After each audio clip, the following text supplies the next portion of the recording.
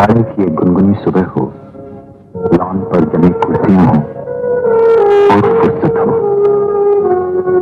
फिर हम आप पड़ोसियों की तरह उनके पास बैठकर ढेर सारी बातें करें।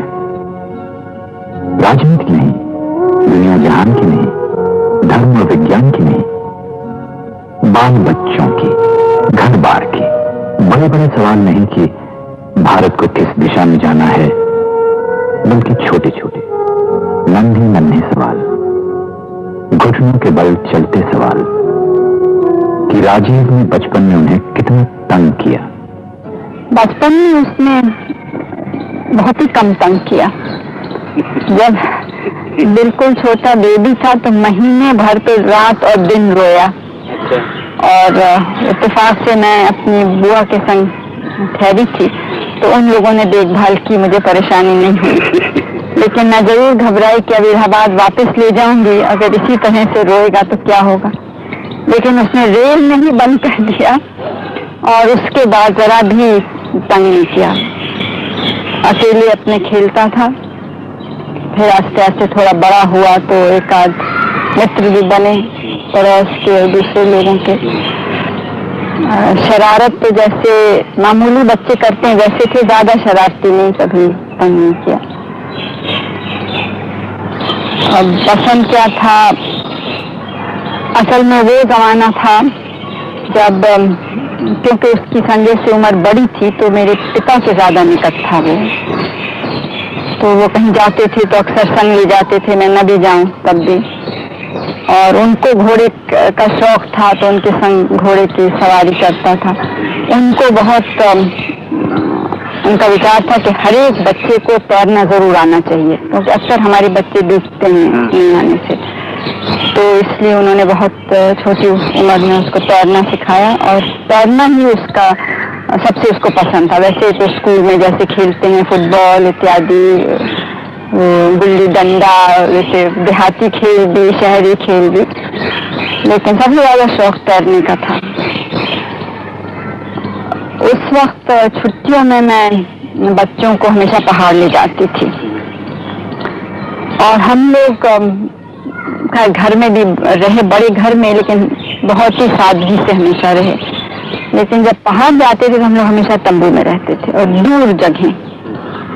तो आमतौर से हफ्ते भर का खाना वाना, मतलब अनाज वनाज ले आते थे हफ्ते भर में और फिर वहाँ खुद सब काम करते। वैसे घर में भी मैंने बच्चों से हमेशा खुद ही काम करवाया उनसे। उनके नौकर बहुत थे, लेकिन अपना कमरा साफ रखना, पलंग बनाना, ये सब कुछ करते थे। फिर क्योंकि हम लोग मेरे पिताजी के घर में रहते थे और बाद में जब एमपी का थोड़े ही एक 1.5-2 साल बाद ही मेरे पति भी एमपी हो गए, तो फिर वो भी वहाँ रहते थे हमारे साथ। तो उनको, पंडित जी को बहुत ख्याल था कि चीजें समय से हों। तो बराबर वक्त जो बंधे थे खाने के, उस वक्त हर एक को वहाँ मेज पर हाजिर होना होता था। तो दोनों बच्चों को भी इसकी आदत रही और जो पकता था वो खाना होता था। ये कोई प्रश्न नहीं है कि ये अच्छा लगता है या नहीं अच्छा लगता है। तो खाना हमारे यहाँ तो सादा ही रहता था आमतौर से। खाने का जिक्र आया तो एक मीठा सा सवाल कि राजीव को खाने में क्या पसंद है? देखिए, वो इतना कम खाते हैं कि मुश्किल है कहना कि क्या रुचि है। पंडित जी के तरह उनको मीठे का शौक है, लेकिन क्योंकि मुझसे वजन बढ़ जाता है इसलिए खुद अनुशासन पूर्वक तो कम खाते हैं। जब मेरे पिताजी थे और हम लोग सब काम पे बहुत रहते थे तो सुबह उनकी राय थी कि सुबह लोग ठीक से खा लें, फिर दिन भर में समय न मिले न खाएं तो कोई चिंता नहीं। इसलिए उन्होंने दलिया खाने की आदत डाली थी और अभी भी राजीव का सबसे शौकीन, मतलब खाना अगर चुन किस खाए तो दलिया, अभी भी वही खाता है ज्यादा। और फिर ठुमकते हुए सवालों की एक भीड़। कैसे रहते थे राजीव और संजय? क्या क्या शौक थे राजीव के? राजीव की जिंदगी की किताब में कौन सा पन्ना उनके नाना का है, कौन सा उनकी माँ का और कौन सा उनके पिता का? एक बहुत प्रैक्टिकल, क्या कहेंगे उसको हिंदी में, व्यवहारिक प्रकार से काम करना, कि ये सोचना कि एक विचार तो उसके पीछे है और आदर्श भी हैं, दिशा भी है, लेकिन किस तरह से क्षमता पूर्वक और सफलता पूर्वक वो पूरा हो सके काम, उसमें सारी योजना बनानी, मतलब जैसे हमारी योजना के विचार है वैसे, लेकिन मन में एक एक कदम क्या लिया जाएगा जिसमें ये काम ठीक हो और ज्यादा से ज्यादा भलाई हो। हमारे घर में हमेशा बहुत से लोग आते रहते थे, उसमें किसान, विद्यार्थी, मजदूर, धार्मिक यात्री, हर प्रकार के, और देश के हर प्रांत से हमेशा से लोग आते रहे। इलाहाबाद में भी आते रहे और दिल्ली में भी। तो लेकिन कभी कभी ऐसा होता था कि या भीड़ ज्यादा है या ये सिक्योरिटी के कारण किसी को रोका जाता था, तो अक्सर ये बाहर जाते थे और अगर उनसे कहा कि हम तो आपके नाना से मिलने आए, हमको नहीं जाने दिया, तो ये पता करते थे भाई आपकी क्या बात है क्या नहीं। फिर मेरे पास आते थे कि उसकी ये कहानी है, क्यों नहीं नाना मिल रहे हैं, हम ले आए।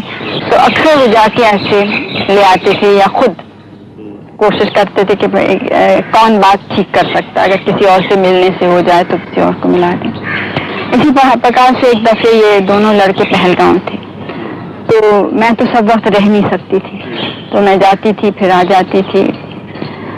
तो मैं जा रही थी तो मैंने लिखा कि मैं आ रही हूँ, तो यहाँ से अगर कोई चीज चाहिए, क्योंकि वहां तो कुछ मिलता नहीं था उस जमाने में, कोई खिलौना या कोई ऐसी चीज।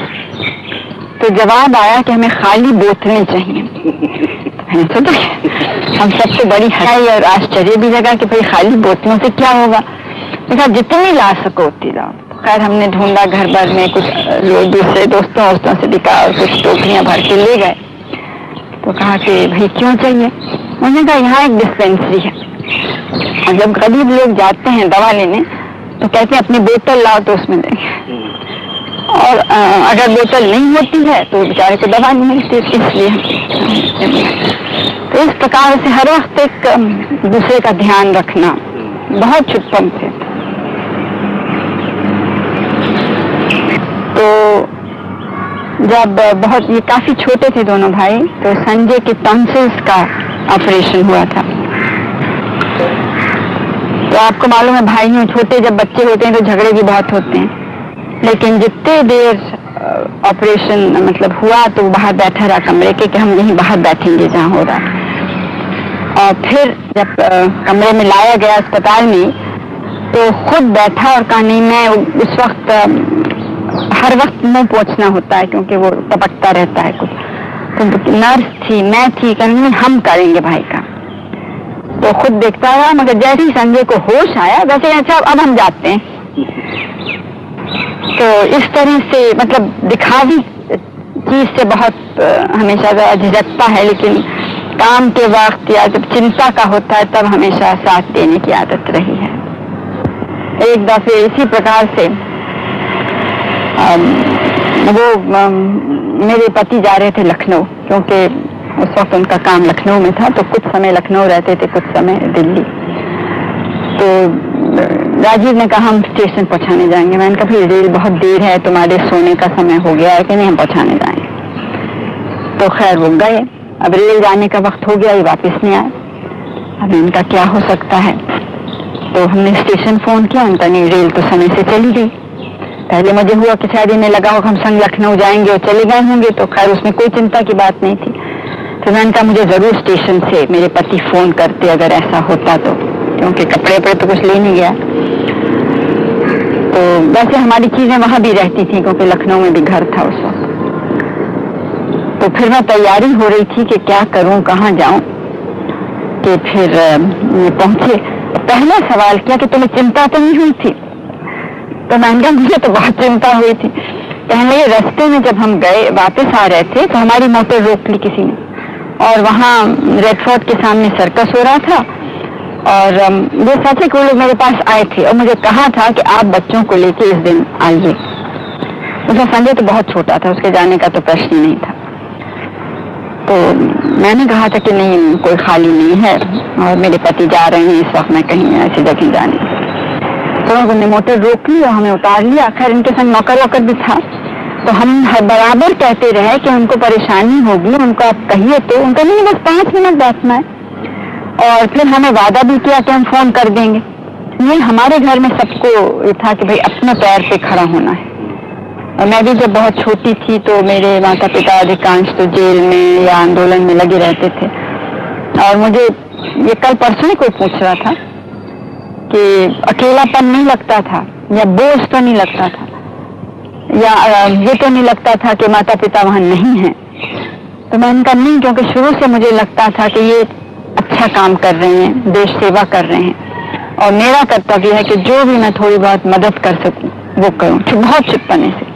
और मैं समझती हूँ यही भावना इन दोनों में भी आई, क्योंकि मेरे संग इन्होंने कभी मांगा नहीं। जैसे हम सुनते हैं बच्चे कह रहे हैं हमें ये खिलौना चाहिए, मुझे बिल्कुल याद नहीं आता है कि कोई चीज इन्होंने कहा ये हमें चाहिए, ये ला दो।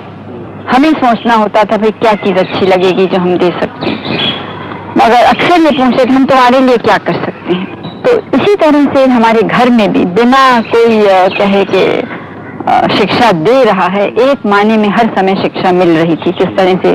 और इसीलिए मैं सोचती हूँ कि जो सादगी मेरे दोनों लड़कों के जीवन में आई और काम करने की आदत, जबरदस्त परिश्रम, आपने भी इनके संग देखा होगा। क्योंकि मैं तो खैर मेरी तो आदत है, मैं समझी कि क्योंकि खास छुटपन से मैं एक परंपरा में पली आजादी की लड़ाई में, इसलिए है। लेकिन यहाँ मैं देखती हूँ कि सुबह से लेके और सुबह ही तक करीब करीब कोई ना कोई मीटिंग और काम चलता है। जब सब खत्म होता है हम कहते हैं कि बैठो, नहीं अभी मेरे खत और कागज बाकी हैं। तो जबरदस्त ये क्षमता काम करने की, और हर समय यही देखना कि कैसे सेवा हो सकती है। और जो चीजें आमतौर से लोगों को जिसमें शौक होता है वो बिल्कुल कभी नहीं, दोनों ही लड़कों में ना। या तो ऐसा था कि हमारे घर का जीवन ऐसा था, लेकिन आमतौर से खेलते थे तो घर में अपने मित्रों को बुलाते थे, उनके घर जाते थे। लेकिन कहीं और जाना, सिनेमा वगैरह का तो बिल्कुल ही शौक नहीं था। मुझे याद है कि एक दफे मैं ले गई, किसी ने कहा कि बच्चों का फिल्म है, और जिद थी कि आप जाइए, वो उनको ले जाइए।